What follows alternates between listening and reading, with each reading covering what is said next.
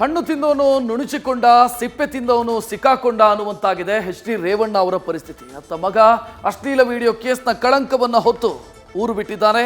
ಇತ್ತ ತಂದೆ ದೇವೇಗೌಡರು ಪುತ್ರನಿಗೆ ಹೀಗಾಯ್ತಲ್ಲ ಅಂತ ಗಡ್ಡಧಾರಿಯಾಗಿ ನೋವಿನಲ್ಲೇ ದಿನ ಕಳೀತಾ ಇದ್ದಾರೆ. ಇದೆಲ್ಲದರ ಮಧ್ಯೆ ಜೈಲುವಾಸ ಅನುಭವಿಸಿ ಬಂದಿರೋ ರೇವಣ್ಣ ತಮ್ಮವರ ಕಡೆ ತಲೆ ಹಾಕಿಲ್ಲ. ತಮ್ಮ ಪತ್ನಿ ಮತ್ತೊಬ್ಬ ಪುತ್ರನ ಮುಖವನ್ನೂ ನೋಡಿಲ್ಲ. ಇದು ಅನುಮಾನಕ್ಕೆ ಕಾರಣ ಆಗ್ತಾ ಇದೆ.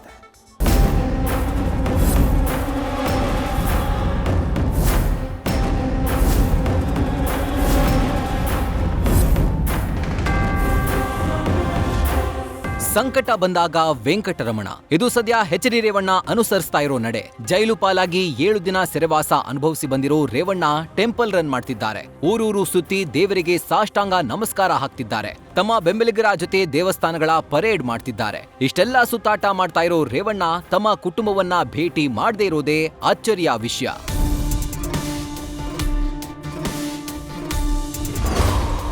ಜೈಲಿಂದ ಬಂದ ಮೇಲೆ ಕುಟುಂಬಸ್ಥರ ಭೇಟಿ ಮಾಡದ ರೇವಣ್ಣ, ಪತ್ನಿ ಭವಾನಿ, ಮಗ ಸೂರಜ್ ಮುಖ ನೋಡದ ದಳನಾಯಕ. ಸಂತ್ರಸ್ತೆಯ ಕಿಡ್ನಾಪ್ ಕೇಸ್ನಲ್ಲಿ ರೇವಣ್ಣ ಜೈಲುವಾಸ ಅನುಭವಿಸಿ ಹೊರಬಂದಿದ್ದಾರೆ. ರೇವಣ್ಣಗೆ ಷರತ್ತುಬದ್ಧ ಜಾಮೀನು ಸಿಕ್ಕು 4 ದಿನಗಳೇ ಕಳೆದಿದೆ. ಆದ್ರೂ ರೇವಣ್ಣ ತಮ್ಮ ಕುಟುಂಬಸ್ಥರನ್ನ ಭೇಟಿ ಮಾಡುವ ಮನಸ್ಸು ಮಾಡಿಲ್ಲ. ಹಾಸನದ ಹೊಳೆನರಸೀಪುರದಲ್ಲಿರೋ ಮನೆಗೆ ಕಾಲನ್ನು ಇಟ್ಟಿಲ್ಲ. ರೇವಣ್ಣ ಏನೋ ಜೈಲಿಂದ ಹೊರಬಂದವರು ಎಲ್ಲೋ ಹೋಗದೆ ಬೆಂಗಳೂರಲ್ಲೇ ವಾಸ್ತವ್ಯ ಹೂಡಿದ್ದಾರೆ. ಆದ್ರೆ ಇತ್ತ ಭವಾನಿ ರೇವಣ್ಣ ಆಗ್ಲಿ ಸೂರಜ್ ಆಗ್ಲಿ ಎಚ್ ಡಿ ರೇವಣ್ಣರ ಭೇಟಿ ಮಾಡಿಲ್ಲ. ಇದು ತಮ್ಮ ಕುಟುಂಬದ ಮೇಲೆ ರೇವಣ್ಣ ಸಿಟ್ಟು ಮಾಡಿಕೊಂಡಿದ್ದಾರಾ ಎಂಬ ಡೌಟ್ ಕ್ರಿಯೇಟ್ ಮಾಡಿದೆ.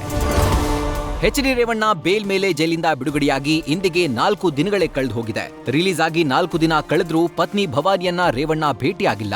ಜೈಲಿಂದ ಬಂದ ಬಳಿಕ ದೇವೇಗೌಡರ ನಿವಾಸದಲ್ಲೇ HDR ವಾಸ್ತವ್ಯ ಹೂಡಿದ್ದಾರೆ. ಇದನ್ನ ನೋಡಿದ್ರೆ ಪತ್ನಿ ಹಾಗೂ ಮಗನಿಂದ ರೇವಣ್ಣ ಅಂತರ ಕಾಯ್ದುಕೊಂಡಿದ್ದಾರಾ ಎಂಬ ಪ್ರಶ್ನೆ ಮೂಡಿಸಿದೆ. ಇನ್ನು ಜೈಲಿಗೆ ಹೋಗಲು ಭವಾನಿ ಪರೋಕ್ಷ ಕಾರಣ ಅನ್ನೋದು ರೇವಣ್ಣರ ಸಿಟ್ಟಿಗೆ ಕಾರಣವಾಗಿದೆ. ಹೀಗಾಗಿಯೇ ಜೈಲಿಂದ ಬಂದು 4 ದಿನ ಕಳೆದ್ರೂ ಕುಟುಂಬಸ್ಥರನ್ನ ಭೇಟಿ ಮಾಡಿಲ್ಲ. ಸೂರಜ್, ಭವಾನಿಗೆ ರೇವಣ್ಣ ಒಂದು ಕರೆಯನ್ನು ಕೂಡ ಮಾಡಿಲ್ವಂತೆ.